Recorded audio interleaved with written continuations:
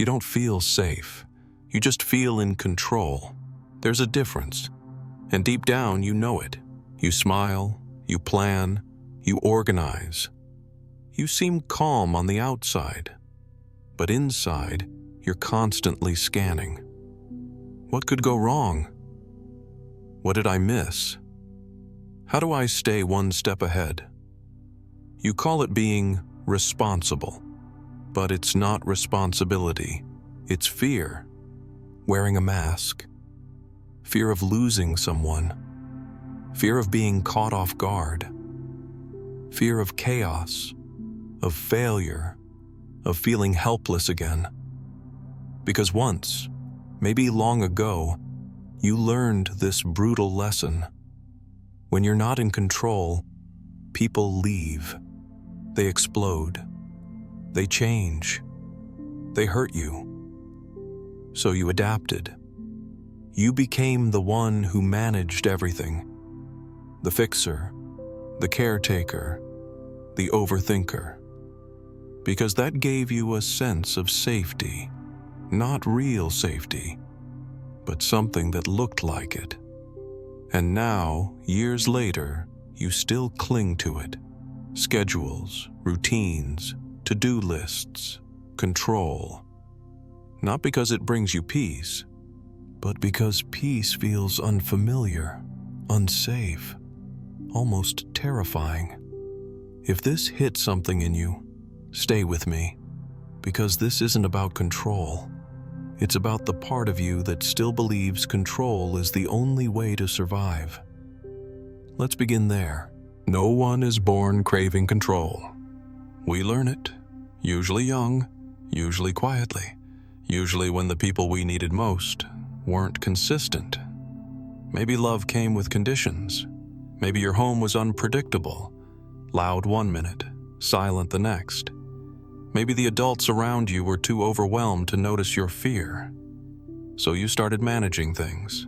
You learned to scan the room, to predict moods, to avoid triggers. You became hyper-aware even if you didn't have words for it. And slowly, you began to believe a dangerous story. If I stay in control, I won't get hurt. This belief didn't come from nowhere. It came from survival. From being too young to protect yourself any other way. You couldn't control your environment, so you tried to control your behavior, your emotions, your world. And it worked, for a while. You kept the peace. You avoided conflict. You stayed useful, but it came at a cost. Your nervous system never learned what safety actually feels like. Only what control feels like. Now, as an adult, that same strategy follows you. You can't relax unless everything is handled. You feel restless when you're not productive. You panic when plans change. And you confuse that tension in your chest for being motivated. But what if it's not motivation? What if it's unprocessed fear, still running the show? Here's the hardest part to admit. Control feels safe, but it's also lonely. You never fully let people in. You're always a little on guard, watching, adjusting, managing, even in love, even with friends, even with yourself. You avoid surprises, but you also avoid intimacy. You protect yourself from chaos, but also from joy. You feel in charge, but never at ease, because underneath all the structure is still that same terrified voice. What if something goes wrong? What if they leave? What if I fall apart? This isn't freedom.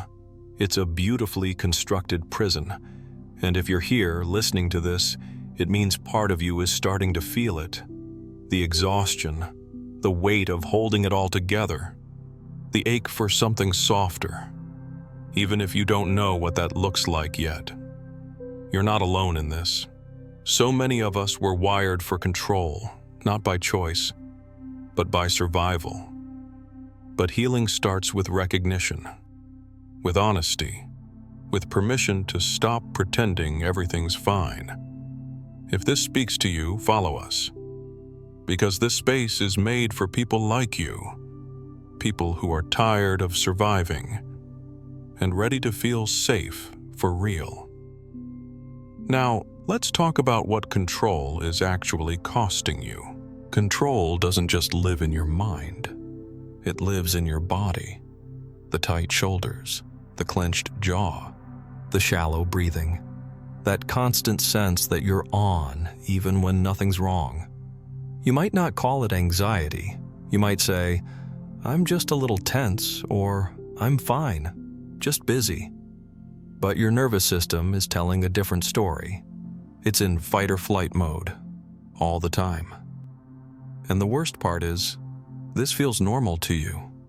Because you've lived this way for so long, you don't even remember what relaxed feels like, what trust feels like, what rest feels like without guilt. In relationships, this control shows up quietly. You need plans, certainty, reassurance. You feel uncomfortable with spontaneity. You overanalyze texts. You interpret silence as danger. You feel safer managing than receiving. It doesn't mean you're broken. It means you've had to protect yourself for so long, you forgot how to be held. But you deserve more than survival. You deserve a life where your shoulders drop, where your breath slows, where you don't need to prepare for disaster just to feel okay. That's not weakness. That's healing. And it starts by asking, what would it mean to feel safe, even when I'm not in control? Here's the truth most people avoid. Control doesn't keep bad things from happening. It just gives you the illusion that you're prepared. But pain still comes. People still disappoint you. Plans still change. Life still interrupts. And when it does, all that control shatters, and you're left feeling even more unsafe than before. Because underneath your grip on life, you never built real safety. You built routines. You built walls. You built a life where everything depends on you staying alert. But true safety isn't built through control. It's built through trust. Trust in your ability to cope. Trust in the people who show up for you. Trust in life, even when it's unpredictable. And that's terrifying when you've never experienced it. When trust was broken early on. When people taught you that letting go meant getting hurt. So you clung to control like armor. But armor keeps everything out, including love, softness, and rest. Here's the shift. It's not about letting go of all structure. It's about no longer depending on control to feel worthy, safe, or in charge. It's about learning a new language, one where your value isn't measured by how in control you are, but by how gently you can meet yourself when things fall apart. Real safety isn't when everything is under control. It's when you know you'll be okay, even if it's not. And that kind of safety doesn't come from the outside. It comes from within. It comes from knowing that your worth doesn't rise and fall with your productivity, that your value isn't tied to how much you do or how well you perform, that even if things go wrong, you don't disappear. You don't become unlovable. You don't collapse. But here's the challenge. When all you've known is external chaos, you try to build your peace by controlling everything around you. And you never learned how to feel safe in your own body, in stillness, in uncertainty, in the quiet. Building internal safety means learning to stay present when your brain screams, "Fix it." It means letting go of the urge to over-explain, overwork, or over-monitor. It means sitting with the discomfort and realizing it won't destroy you. This isn't easy work. It takes time. But it's possible. You can rewire your nervous system. You can teach your body that rest is not danger, that softness is not weakness, that being held is not a trap. And the more you do this, the less you'll need to control everything around you. Because peace will live inside you, not just in your plans. Healing doesn't always look like a big moment. Sometimes it's barely noticeable until you pause and realize you're not reacting the way you used to. It's saying, I don't know, and not panicking. It's changing your plans and not spiraling. It's letting someone else take the lead and not feeling like you're failing. Maybe for the first time, you didn't double-check everything. You didn't overthink that message. You didn't rehearse the conversation 5 times before having it. And something strange happened. Nothing fell apart. The sky didn't crash. People didn't leave. You didn't lose yourself. These are the small signs, the quiet shifts, the moments where you start trusting that you can hold yourself, even when things don't go perfectly. And yes, it might feel weird at first. You might feel exposed, ungrounded, like you're walking without armor. That's normal, because for so long, control was your shield, and now you're learning to move without it. Not recklessly, but gently. Not with force, but with faith. Each time you choose presence over panic, trust over tension, softness over control, you're rewiring something deep inside. You're not losing control. You're gaining freedom. Change is hard, especially when fear has been your constant companion for so long. The moment you try to loosen your grip, that old voice in your head screams, "You're not safe! Something's going to go wrong. Better get control back, or else." And sometimes you do. You plan obsessively. You check again and again. You build walls higher than before. But here's the secret. Fear is not your enemy. It's a scared part of you trying to keep you safe, in the only way it knows how. Instead of fighting it, try meeting it with kindness. Acknowledge its worry. Thank it for trying to protect you. And then gently remind it, I'm here now. I can handle this. This isn't weakness, it's strength. The strength to feel your fear without letting it control you.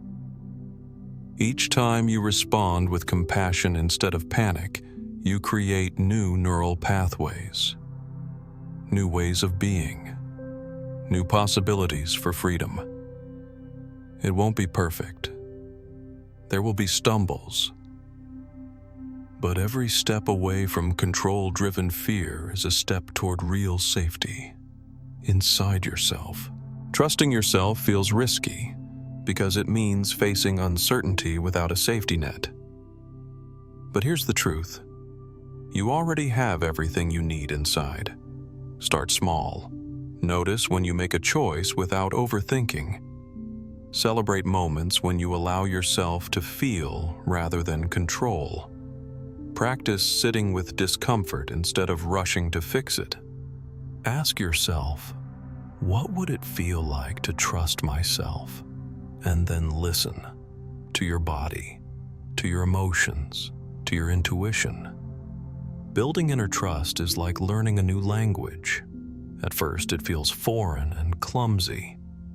But the more you practice, the more fluent you become. Remember, you are not your fears. You are the one who can hold your fears, the one who can feel safe, even when life feels uncertain. This trust isn't fragile, it's strong. It grows with every moment you choose presence over control. You've lived so long believing control was your shield, but now you're learning it was also your cage. The good news? You can step out of that cage. One small breath at a time. One gentle choice to trust yourself. One moment of letting go. Freedom isn't about having everything figured out. It's about feeling safe enough to face the unknown, to be soft in a hard world, to accept yourself, fears, mistakes, and all. This journey isn't about perfection. It's about presence, about showing up for yourself even when it's uncomfortable, even when it feels scary. If this message resonates with you, remember, you're not alone, and healing is possible. Subscribe and stay with us for more honest conversations, because here you'll always find space to slow down, feel deeply, and be truly seen. Thank you for being here.